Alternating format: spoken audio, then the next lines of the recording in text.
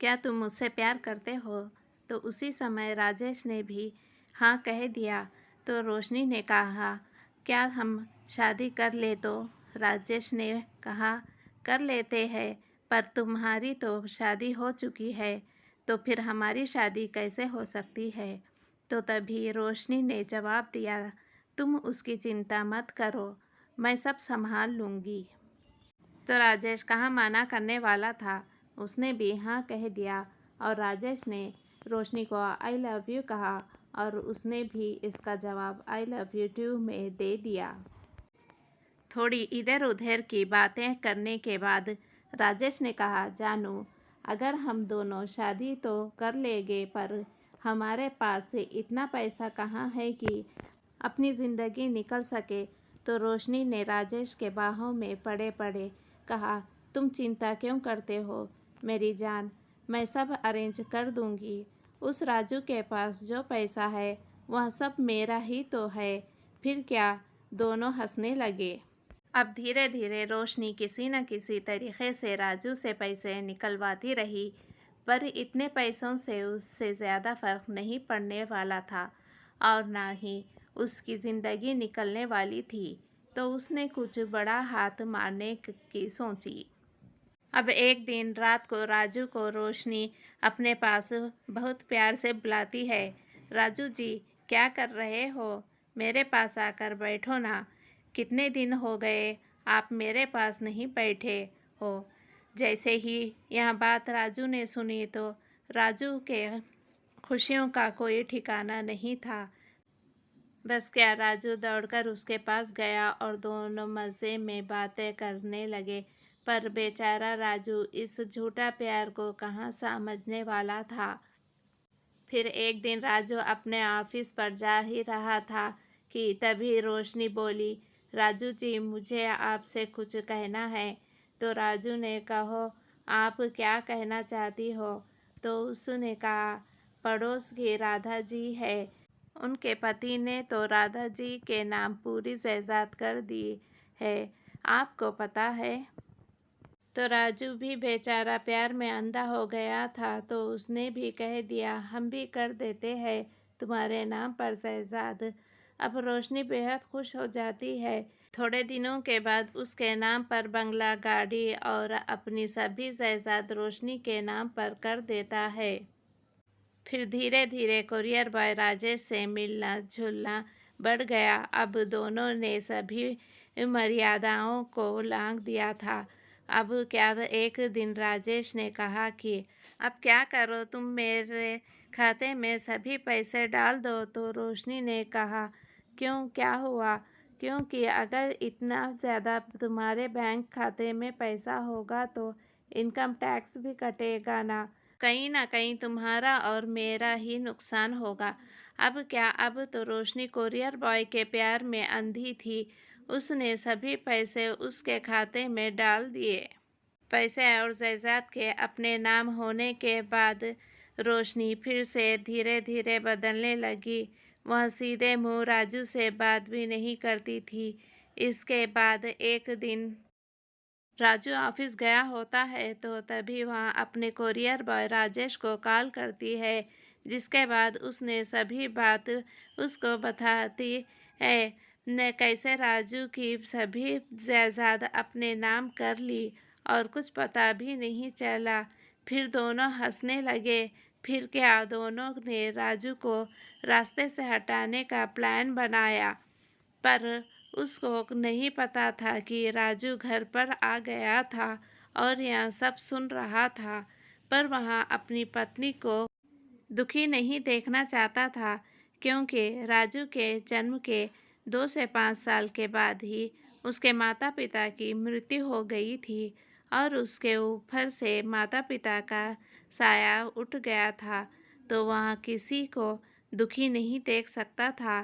तो उसने सोचा, अगर मैं मरकर भी अपनी पत्नी को सुख दे पाऊँ तो यही करूँगा। इसके 2 दिन के बाद उसकी पत्नी ने जो प्लान बनाया था वह रात आ ही गई। राजू को पता था कि उसकी पत्नी ने उसको पिलाने वाले दूध में किसी प्रकार की कोई गोली मिलाई है, पर फिर भी वह उस दूध को पी जाता है। दूध को पीने के बाद वह कहता है, रोशनी, मेरे प्यार में ऐसी कौन सी कमी रह गई जो तुमने ऐसा किया? मैंने तुम्हें अपनी जान से भी ज़्यादा प्यार किया है। मैं तुम्हें बहुत प्यार करता था।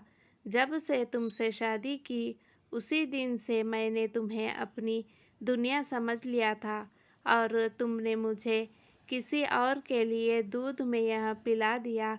मुझे पता है कि तुमने क्या मिलाया, फिर भी मैं तुम्हें कुछ नहीं कहूँगा, क्योंकि मेरी वजह से अगर तुम खुश रहती हो तो वही सही। परी पूरी बात सुनने के बाद रोशनी के पैरों तले से ज़मीन खिसक गई। अब उसके मन में डर था कि कहीं राजू पुलिस को नहीं बुला ले, पर तभी राजू ने कहा कि मैं खुद ही मरना कबूल करता हूँ। तुम्हारी खुशी के लिए मैंने किसी को भी यह बात नहीं बताई है। यह कहते हुए तुरंत राजू के मुंह से खून निकलने लगता है और वह नीचे गिर जाता है। पर अब भी बेरहम रोशनी का दिल नहीं पिघलता। बस उसे तो उस कुरियर बॉय राजेश के साथ जिंदगी बितानी थी। तो जैसे ही राजू अधमरी सी हालत में नीचे पड़ा था, तभी रोशनी ने तुरंत राजेश को फ़ोन करती है और कहती है, काम हो गया जानू। पर आगे से कोई जवाब नहीं आता है और फिर वह कहती है, हमारे बीच का कांटा हट गया है जान। तभी आगे से आवाज़ आती है, कौन बोल रही है आप मैडम जी? तो रोशनी हक्की बक्की रह जाती है। उसे पता था कि वह कुरियर बॉय राजेश ही बोल रहा है। तो वह फिर से कहती है, मजाक मत करो यार, जल्दी इसे ठिकाने लगाओ। कहाँ हो तुम? तो राजेश कहता है, मैं तुमसे कहीं दूर जा रहा हूँ, इतनी दूर कि तुम कभी मुझे नहीं देख पाओगी रोशनी मैडम जी। तभी रोशनी कहती है, मैं तुमसे बहुत प्यार करती हूँ जानू, ऐसा मत करो। तब राजेश कहता है, जो कभी अपने पति की नहीं हो सकी, वो क्या मेरी होगी? क्या सबूत है कि कल किसी और आदमी के लिए मुझे धोखा नहीं देगी? यह आखिरी शब्द बोलकर राजेश ने फ़ोन काट दिया।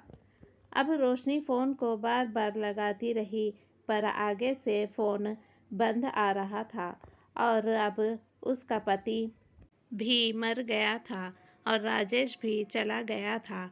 अब उसे कॉलेज के बॉयफ्रेंड रोहित की बातें याद आती है, पर अब समय गुजर चुका था। अब रोशनी के पास पछताने के अलावा कोई और जरिया भी नहीं था और अब तो उसे जेल भी जाना था। तभी वह राजू के पास बैठकर रोती है, पर तभी उसे पता चलता है कि राजू की सांस चल रही है।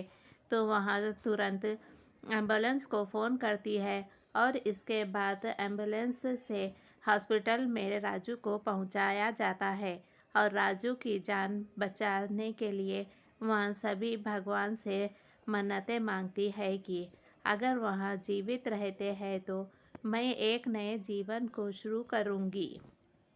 और ईश्वर उसकी बात सुन भी लेते हैं।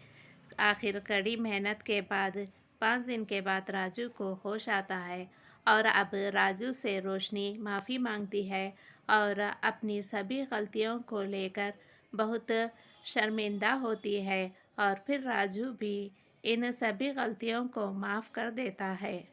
के बाद उनकी नई ज़िंदगी की शुरुआत होती है। रोशनी बहुत बदल चुकी होती है।